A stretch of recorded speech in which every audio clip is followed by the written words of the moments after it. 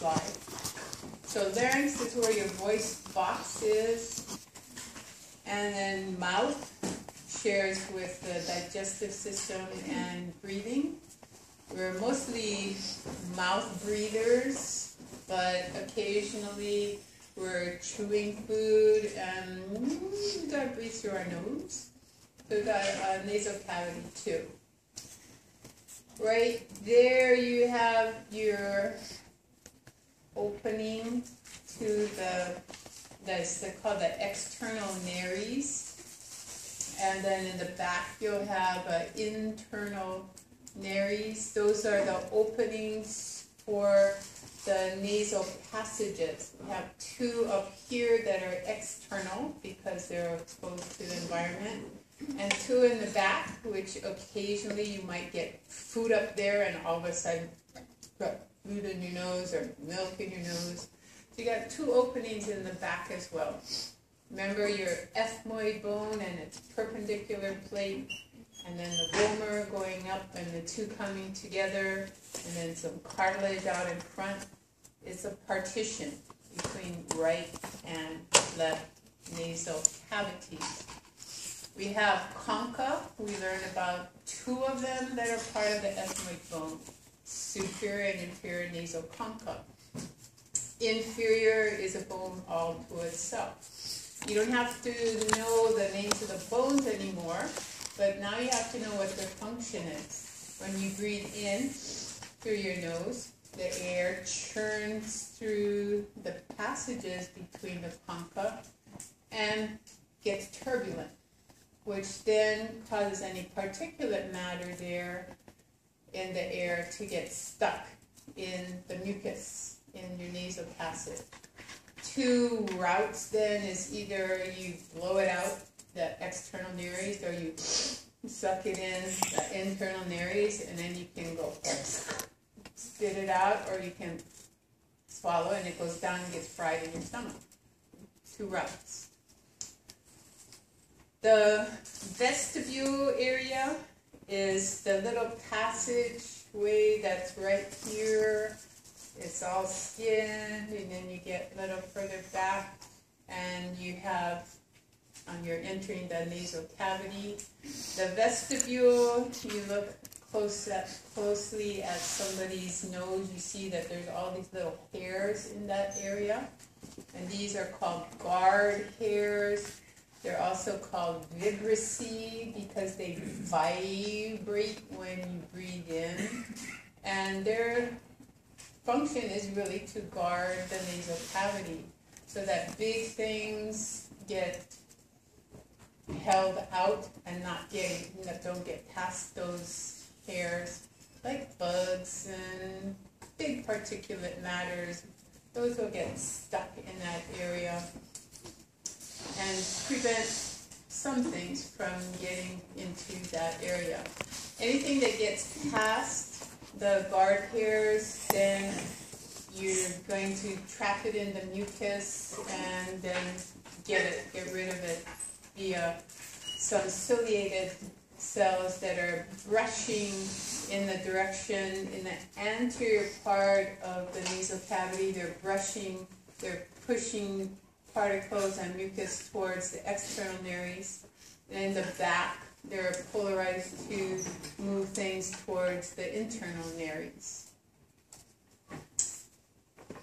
You get down to this level where you have your epiglottis, and the epiglottis, if you remember way back last semester, this is an elastic cartilage. It's under control of the autonomic nervous system.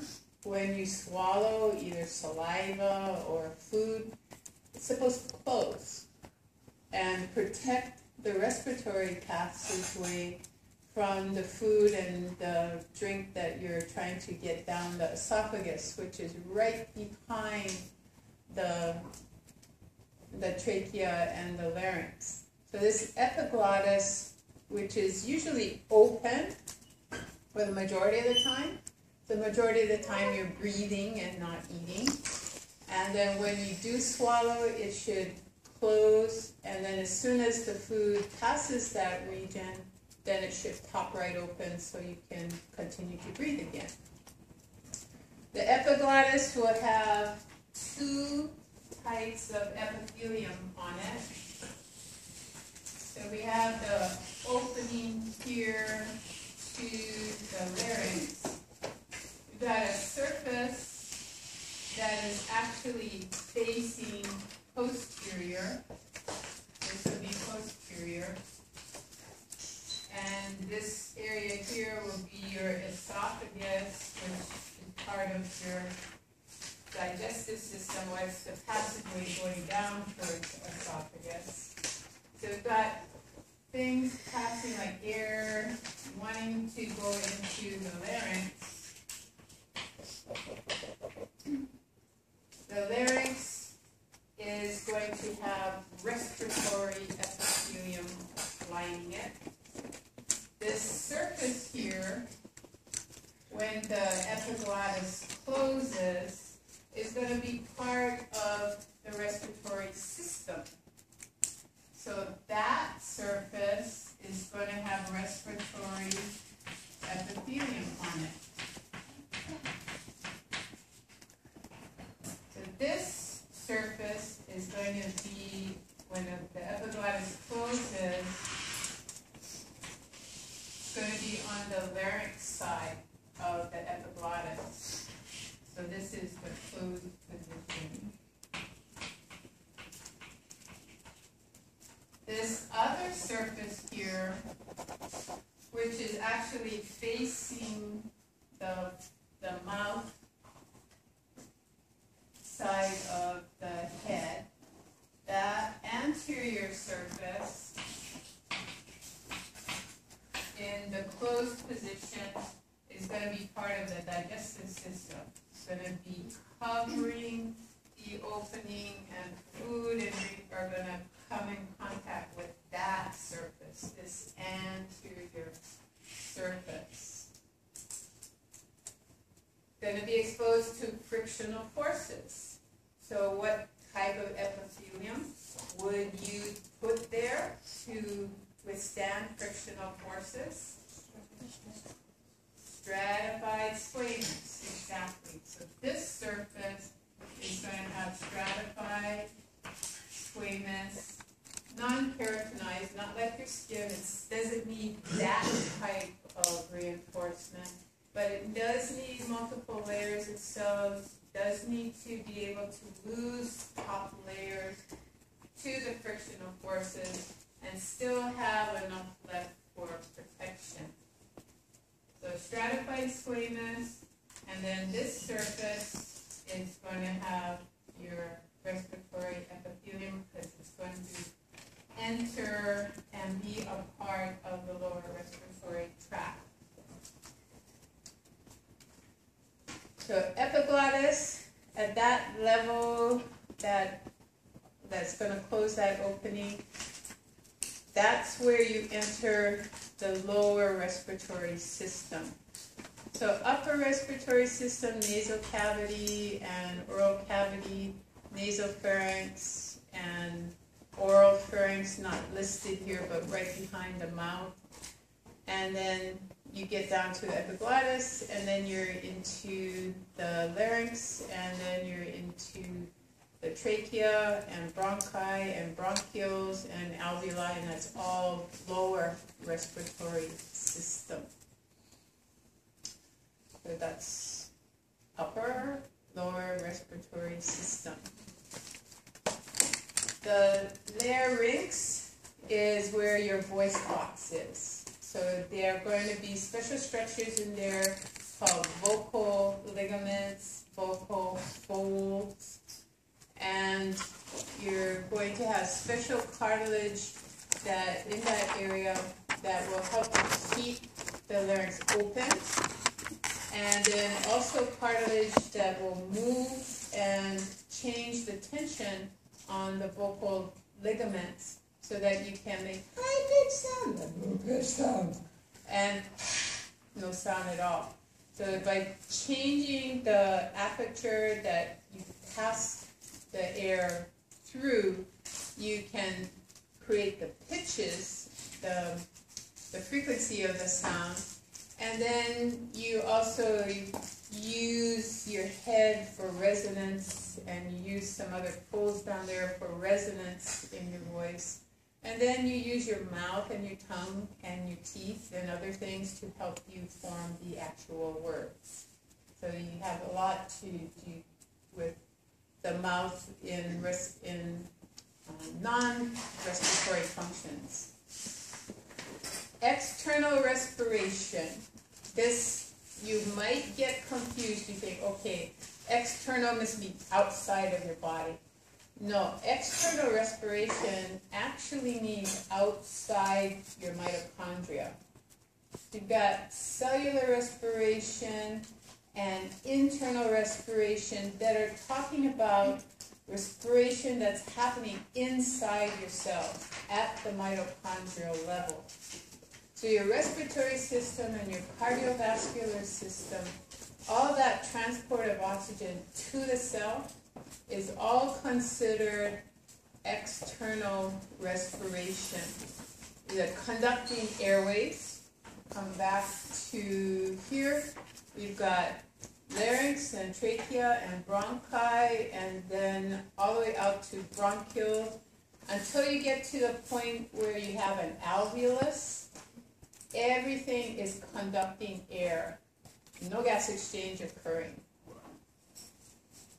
External respiration, you transfer the oxygen to the blood, goes into the red blood cell, goes out to the tissues, leaves the red blood cell, goes into the interstitial fluid, goes into your cells, goes through the intracellular fluid, until it gets to the mitochondria and is utilized by the mitochondria. Everything is external respiration. Once you get to the mitochondria, then that's internal and cellular respiration. So that's where your O2 is headed for. Doesn't do any good any place else. The O2 will actually be a problem in other places. It's only really beneficial when it gets to the mitochondria, and that electron transport chain creation of ATP, then oxygen is important for you. So functions of the respiratory system. Obviously for gas exchange, it's important, and you need a lot of alveoli to get adequate gas exchange for oxygen. Not so much a problem for CO2. CO2 is much more soluble in liquids than oxygen is, but you need a lot of alveoli. We're going to see some surface areas later that probably will surprise you, as if you took all the alveoli out and dissected them out and then pasted all their little membranes together, how much surface area that would actually be. It would be bigger than this room. That's how much surface area is in your lungs. It's incredibly large. No alveoli are present in the conducting airways. So there's none in your mouth, there's none in your nose, there's none in your larynx, there's none in your trachea, none in your bronchi or your bronchioles. The smallest bronchiole that will actually have an alveolus on it is got a special name. It's called a respiratory bronchiole. That's where gas exchange begins. All the rest of the airways, they're not unimportant. Well, obviously they're the route to get to the alveoli, but they're doing things to the air as the air passes through them. Your nasal cavity warms the air. It moistens the air. You go to the mainland where it's really, really cold and dry. You don't go out into that nasty environment and start breathing through your mouth. You close your mouth and you breathe through your nose, and it's still painful when that cold air, even though it's already warmed and moistened, hits your lower respiratory system. It hurts. So your respiratory system is helping to protect that lower part of your respiratory system. Your upper respiratory system helps with the protection. It will warm the air, it will moisten it. 42% of the gas that's in your lower respiratory system is vaporized water. And that's important when we get to determining how much oxygen actually reaches our alveoli. We have to take into consideration that it's pretty much dry air out here. And when you suck in 500 mLs of that, then you start diluting the oxygen by putting water vapor into it. So remember that 47% is going to be important. The conducting airways will have, they should have respiratory epithelium on their surface. Respiratory epithelium, if you don't remember from last semester, this is pseudostratified.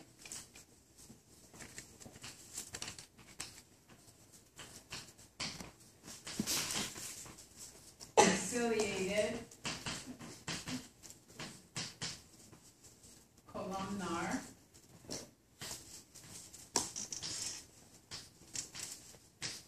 so that's the cells.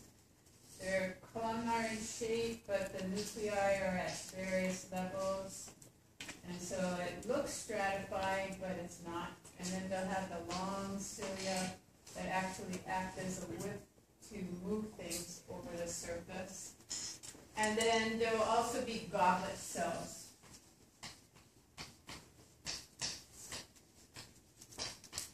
And those are unicellular glands.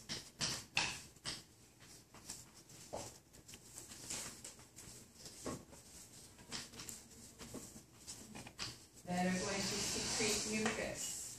So you've got mucus going on to the pseudostratified ciliated columnar cells, and then the cilia moves the mucus. Mucus traps particles and helps to clean the air. So we've got cilia and mucus, and then we've got a cough that will help to move things out of our respiratory system. Coughing is a protective reflex. If something gets down there and irritates the epithelium down there, we cough. We close our glottis. You don't know what a glottis is yet unless you've had a lower level class, but we close that passageway that allows us to make sounds. We build up pressure from below, and then we suddenly open that, and the mucus or whatever just comes flying out. 600 miles an hour.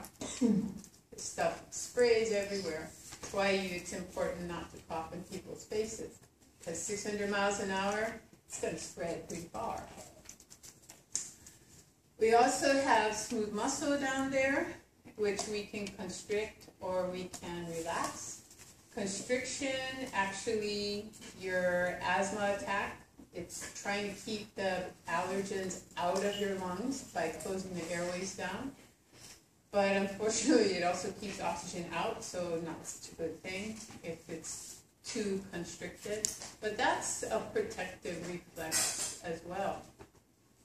And then we have a lot of white blood cells that are in the tissue, and they're looking for pathogens and trying to delete it before the pathogen gets down to the level that it might be able to get across into the bloodstream and then spread throughout the body, or into the lymphatics and spread throughout the body. So a lot of white blood cells there for protection. We use it for sound production, obviously.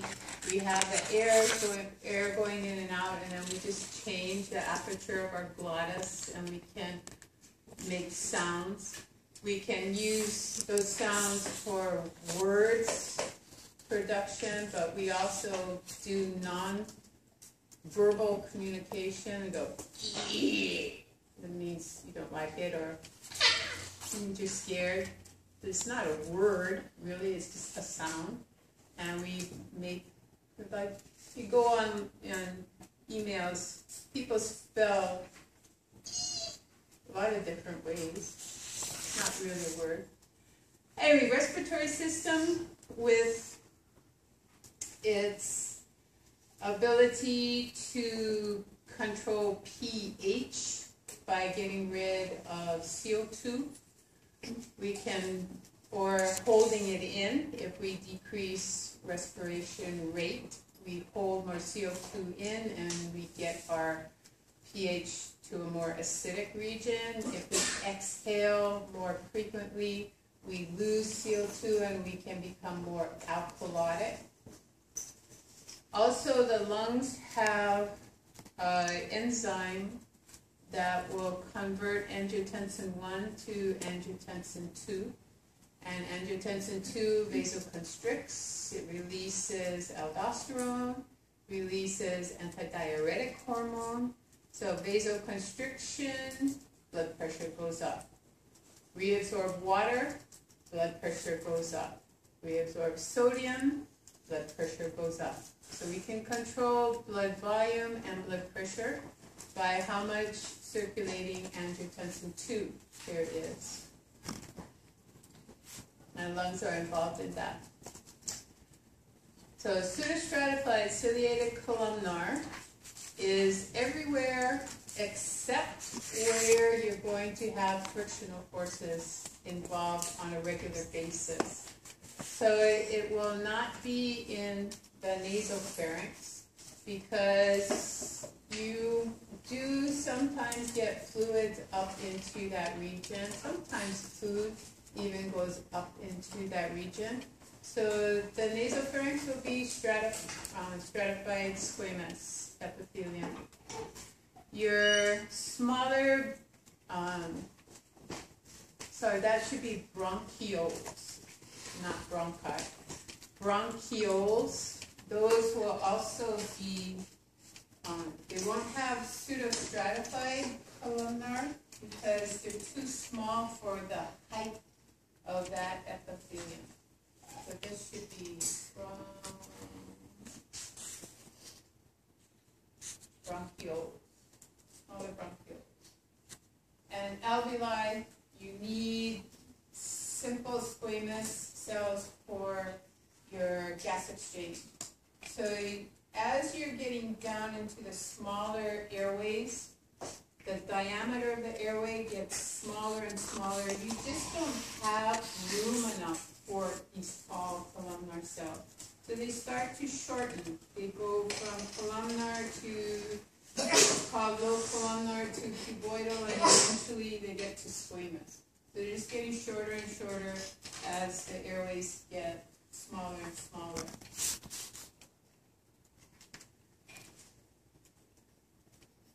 Everywhere else, pseudostratified ciliated columnar. And goblet cells will be present to make the mucus that is going to trap things before, hopefully, before reaching the alveolus. Because of these basal cells that are down here with nuclei at the base, though that's part of the reason why you have the pseudostratified appearance to this epithelium. Those basal cells have two different populations. One is just stem cell to replace the tall columnar cells. The other one is an enteroendocrine cell. That means it's going to be secreting things that will go into the lumen, but also things that will go into the bloodstream. So secretions go both directions. You cannot determine with normal staining of tissues which cell is a stem cell, which one is an enteroendocrine cell. You have to have specialized stains to differentiate the two. But they're both there present in this lower part of the pseudostratified columnar cell. Stratified squamous is in the pharynx, so nasal, oral, laryngeal, which leads to esophagus, and continues also to line the esophagus all the way to the stomach. Spontaneous epistaxis, that means nosebleed. Who has nosebleeds? Oh, nobody. Usually one person, sometimes a few more, have spontaneous nosebleeds. You have them more on the mainland than you do here. Usually it occurs when the nasal passages get dry. So wintertime, breathing really dehumidified air because it's so cold it can't hold water vapor in it. Then the surface of the nasal cavities dry out and little capillaries start bursting. And then blood starts pouring out of them. Some people, just breathing through their nose in humid air like we have here is enough to cause the capillaries to burst. And usually it's occurring in the inferior nasal concha area because that's where the majority of the air is going in and out. So that's where it dries out the most. And then the nosebleed occurs.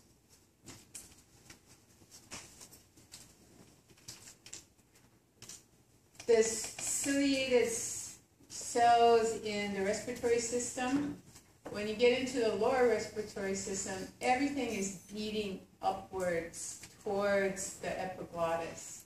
And it's referred to as the respiratory escalator. It's kind of catching the mucus and then pushing it upwards towards the point where you can either cough it out or swallow it down to the stomach.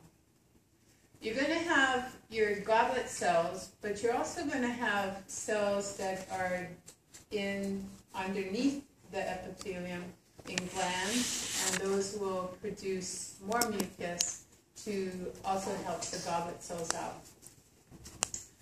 And the stratified squamous is not supposed to be in your lower respiratory system.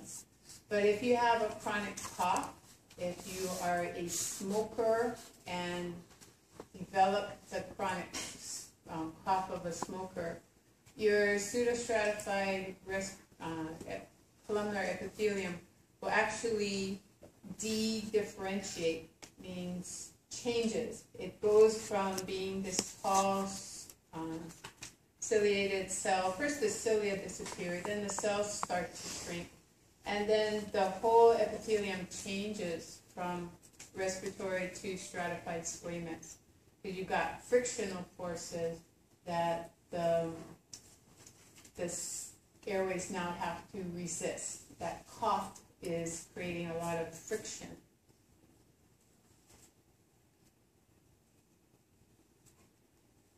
We went over vibrissae, paranasal sinus. Okay, so we have up in our frontal bone, paranasal sinuses, sphenoidal sinuses, ethmoid sinuses, maxillary sinuses. I'm not going to test you on the names anymore, but you have to know that they're there. They are also lined with pseudostratified ciliated columnar with goblet cells. They're producing mucus, and the cilia are beating the mucus in the direction of the nasal cavity. So sphenoid, frontal, ethmoid, they're all beating downwards. Maxillary, they're beating upwards towards the nasal cavity. And they're going to put that mucus out into the nasal cavity to help with the trapping of any debris that gets in there. So paranasal sinuses are helping out the respiratory epithelium that's in the nasal cavity. So lower respiratory system, you clean it with a cough, 600 miles an hour. Sneezing usually is to get rid of irritants in the upper respiratory system. The air is still coming from your lower respiratory system.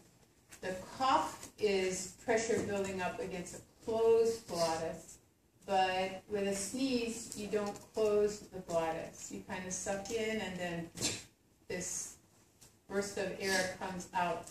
There's never a buildup in pressure. Think about it sometime when you're coughing or sneezing, and you can actually feel the difference. The cough you feel everything kind of get stopped here, and then all of a sudden air bursts out. Sneeze, you kind of go, and this never tightens up, never closes off. But tried to find out what the speed of a sneeze was. The best I got was from Adam and Jamie on Mythbusters, but their numbers were kind of all over the place, and they agreed they couldn't figure out exactly what the speed of a sneeze was, but they tried a lot of different ways to figure out, you know, how fast the water particles are going, but it's less than 600 miles an hour. So we went through this external nares, the little opening right here, goes into the oral vestibule, or nasal vestibule, and that area you have skin, but then you have little pieces of cartilage. They're called alar cartilage because they're kind of in the shape of a wing. Remember last semester we had the alar plates in the developing central nervous system. It's just a shape of a wing shape. So cartilage helps to keep that open. Air is going to flow in past the nasal concha, which are turbinates. Turbinate means to churn up the air. And that churning then will cause heavier particles to go on a tangent out towards the surface, from the center out towards the edge, get stuck in the mucus, and then the cilia can beat that out of your respiratory cavity. Lot of capillaries up there. You use that to warm the air that's going in. You also use that to cool the air that you're exhaling through your nasal cavity. There's an appreciable difference in the temperature of the air that comes out your mouth and the air that comes out your nose. If you close your mouth and exhale through your nose against your hand, and then exhale through your mouth against your hand, you feel that the air coming out your mouth is warmer. The air coming out your nose is cooler. So when you exhale air, the blood is taking some of that heat back. It gave it to the air that went in, but it's sucking it out of the air that's being exhaled. So you can conserve heat for your body by exhaling through your nose. If you're out in a very cold environment, you naturally do that anyway, but that's the reason, is to conserve the heat. So at the level of your epiglottis, this opening here is called an adytus, which is just a generic term for any opening to a cavity or a channel. That area, there are folds in the membrane here that are called the ariepiglottic fold. We're going to see it from different views looking down in a short period of time. But we've got some cartilages on the back that are helping to control the aperture of our glottis. The glottis is the space between the two sides of the larynx. We've got a fold down below that is called a vocal fold. That's where you have vocal ligaments, and that's where you adjust the distance and the tension to create the pitches of the sound. We have another fold above that in the area of the vestibule, so it's called a vestibular fold. And that provides resonance, but it's not providing the pitch of the sound. The pitch of the sound is determined by this lower fold called the vocal fold. It's also, you call that a vocal cord sometimes because you have a ligament that runs through it. This is, the lower one is your true vocal cord. There's another ligament above, and that's usually called your false vocal cord, so you might see those terms as well. The ligaments run from the cartilage in the back to the cartilage in the front. The cartilage in the front is your thyroid cartilage. This is also what we call the Adam's apple. You feel the front of your throat and you swallow. This cartilage moves up and it moves down based on muscles contracting for swallowing and then the ligaments that are attached to those muscles and this thyroid cartilage. The thyroid cartilage in males around the time of puberty gets thicker and heavier, and so do the ligaments that run through the vocal fold. They get bigger in diameter. So guys' voices drop from the higher pitch of their childhood. Now it will go to a lower pitch. Females, that doesn't happen, so their voice doesn't usually drop as much. Okay, laryngopharynx right behind here at the level of the cricoid cartilage. You have a transition in the airways to the trachea. Behind that, you have a transition from laryngopharynx to esophagus. And esophagus is the tube that will lead down to the stomach. We've got hyoid bone up here, ligaments that are attaching to the thyroid cartilage. The hyoid bone is attached to the muscles that control the tongue and also swallowing reflexes. And that's how your swallowing will end up lifting the thyroid cartilage. Back of your tongue, lingual tonsil, we talked about in the immunology chapter, palatine tonsil, that we talked about in the immunology chapter. And then up here, we've got our pharyngeal tonsil that we also talked about in the immunology chapter. We've also got an opening there. It's called the auditory tube, and it's leading out to the middle ear cavity. It's going to be the tube that you use to adjust the middle ear pressure, especially on space flight, but even driving up Wilhelmina Rise or up Round Top. You have enough of a barometric pressure change that you feel pressure in your ear. So you go like that or like that, and it kind of get a popping sensation. That's what you have. What you have done is you've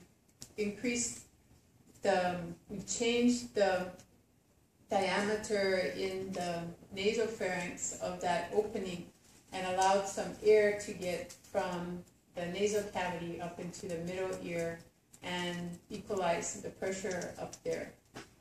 Unfortunately, that also, when you do that maneuver, you open that tube, and if you have an infection in your nose or an infection in your throat, bacteria get into that tube, and once they get their little claws into the epithelium in that tube, they are in there forever. Not really. They just migrate up to your middle ear, and then you get a middle ear infection. So that's why they tell you over and over again, do not blow your nose really hard when you have a sinus infection, because then your ears will pop. When your ears pop, that's when the bacteria get up into that auditory tube and out into the middle ear, and you get an infection in the middle ear.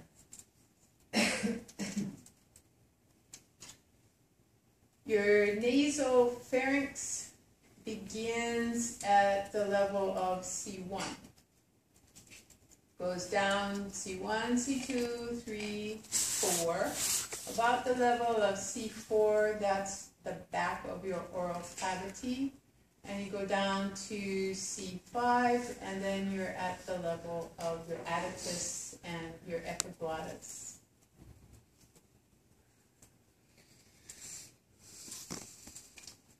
And cricoid cartilage, trachea transition is around C7. So nasopharynx, back of the nose area by your internal nares. Oropharynx, back of the mouth, so just straight on back. Laryngopharynx is down at, it's headed towards the esophagus. It's part of that tube, but it's got a special name because it's at the level of the larynx. So it will transition into esophagus at the level of the trachea, which is around C7. So thyroid cartilage from the front looks huge, but it's completely open on the back. So you turn around, thyroid cartilage ends right here. It's attached to cricoid cartilage by ligaments, nameless ligaments you don't have to know. And you come back to the front. It's attached to the thyroid by a ligament that very easy to know its name as long as you know the names of the two cartilages, because it's a cricothyroid ligament. The terms intrinsic versus extrinsic. If it's an intrinsic ligament, it means it's holding the cartilage that is forming the larynx together. If it's extrinsic, it's attaching something that's outside the respiratory system to those cartilages. So up here we've got a thyrohyoid ligament. It's the hyoid bone. It's nothing to do with respiration. It's to control your tongue. But it's attaching that to the thyroid. So it's considered part of the function of the thyroid cartilage during swallowing. This ligament is what causes the thyroid cartilage to ascend during swallowing and then descend after you finish swallowing. So the thyroid cartilage, this creates a prominence. Everybody has a prominent area in their throat. Guys have a bigger, thicker one, so it tends to bulge out more. And females, you can feel it. It's there. This is what we call the Adam's apple, but that's not going to be the term that's on your exam. If I ask you a essay question about it, that's not the term you use. You use thyroid cartilage. Cricoid looks small from the front, but when you go around to the back, it becomes very big. And it's a complete ring of cartilage. Thyroid, only on the front, open on the back. Cricoid, complete ring of cartilage. You can see the vocal ligament here, and then vestibular ligament is above it. Vestibular ligament will have epithelium over it. That will be your false vocal cord. Vocal ligament will have epithelium on it and will be called your true vocal cord. Since your vocal folds and cords are involved in sound production, do you think they have a lot of frictional forces applied to them? Yeah, because you're making the vibrations by passing air through them that are giving you the pitches. So would you put respiratory epithelium, pseudostratified ciliated columnar, on those surfaces? No. You're kind of stupid to do that because you know it's not one that's going to be very protective. What are you going to put on those surfaces for protection? Stratified squamous epithelium. So when you get to those folds, although the rest of that cavity is covered by respiratory epithelium, when you get to those folds, which are subject to frictional forces, the epithelium will change to stratified squamous epithelium for that protection. The vocal ligament is the true vocal cord, and the vestibular ligament is called the false vocal cord. Okay, arytenoid cartilage, named for its shape. If you look it up, and I did because I was wondering why is it called that. It means it's in the shape of a soup ladle. Okay, go to your kitchen drawer and you pull out your soup ladle. Your soup ladle is usually shaped like that. It's got a cup to it, and you scoop the soup, put it in your bowl. You look at the cartilage, it actually does have kind of a scooped out shape to it. That is going to have your vocal ligaments attached to it posteriorly, and then the vocal ligaments are going to run anterior to your thyroid cartilage. And same with the vestibular ligaments. They will run from the arytenoid cartilage to, it looks like it's attaching to the epiglottis, but it's attaching to the upper part of the thyroid cartilage. So we're back a couple slides. We had an areothyroid fold, or let's go back and look at it. So here, sorry, an aryepiglottic fold. So the array is referring to that arytenoid cartilage, and then up towards the epiglottis.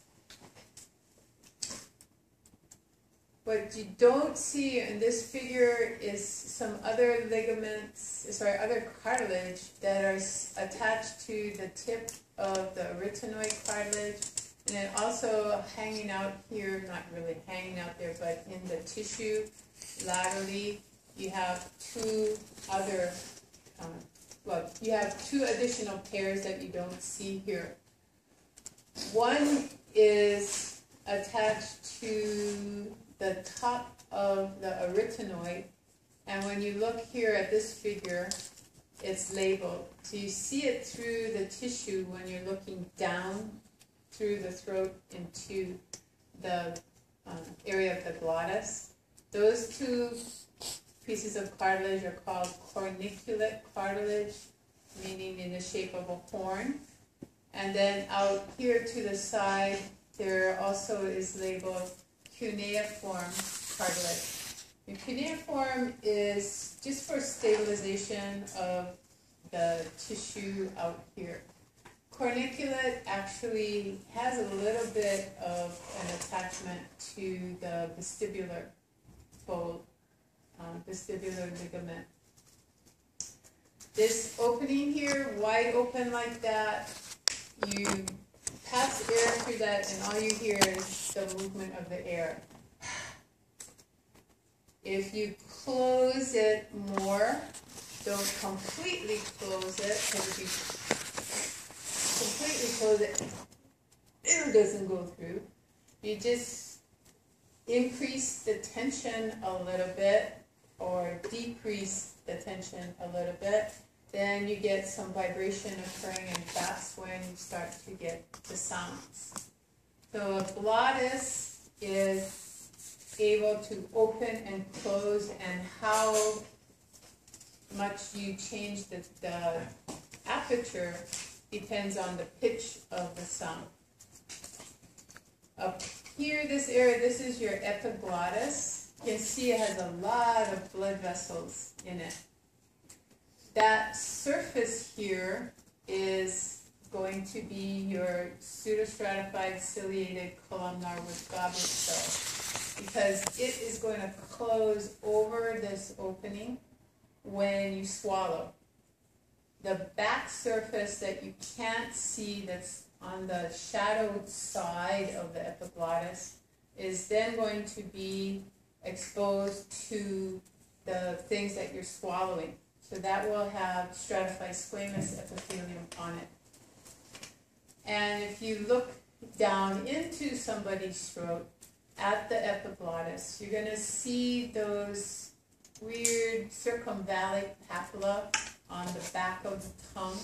So the root of the tongue will have those papilla, and then you'll run into the epiglottis. I looked for the name of that little piece of tissue, and I haven't found its name, and it's not labeled in your book either. But it is mislabeled as your epiglottis in one of the figures, so I've changed that, and I'll show you what the where it needs to be changed in your PowerPoints. So vestibular fold is your false vocal cord. It helps with resonance, but that's just the quality of the sound. And your vocal fold is what actually produces the sounds.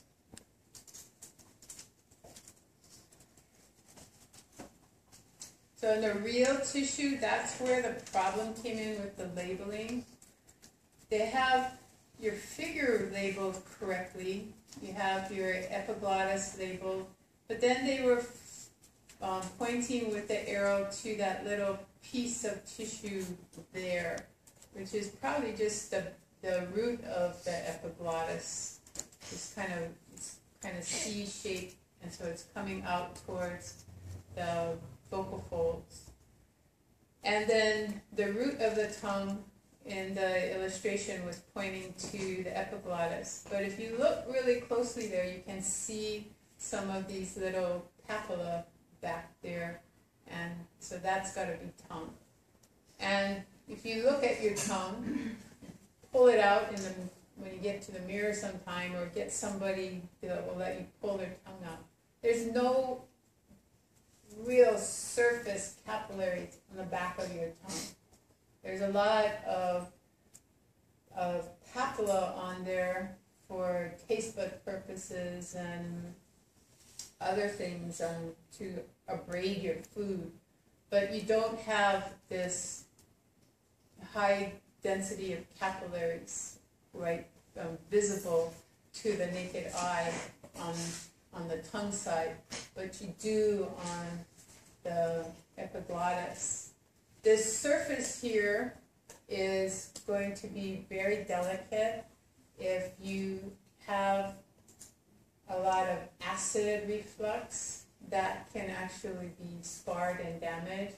If anything gets down into that region of the epiglottis, it's going to trigger a gag reflex. It's got a lot of nerves in that area. If you are bulimic and you stick your fingers down, you touch your epiglottis, it will actually trigger a vomiting reflex as well. So a lot of sensitive tissue in that area.